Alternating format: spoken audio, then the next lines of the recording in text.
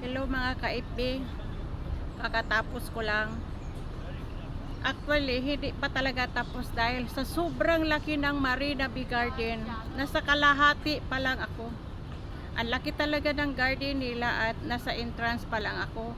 Nasa kalahati pa lang. Wala pa doon sa yung may roof talaga na lahat ng mga halaman doon, lahat ng flower na hindi natin nakikita nandoon sa loob. Kaso nga lang, magbabayad ng per head.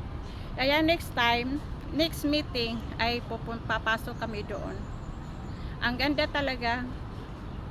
Pagod na ako, pahinga muna ako.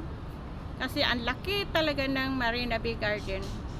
Nandito lahat yung nagtutourist, yung mga tao dito araw-araw, puro lahat mga tourist. Masarap dito, ikot-ikot. Okay mga ka-FB, mag-holiday kayo dito ha. Text nyo ako. Iikot ko kayo ha. Bye bye.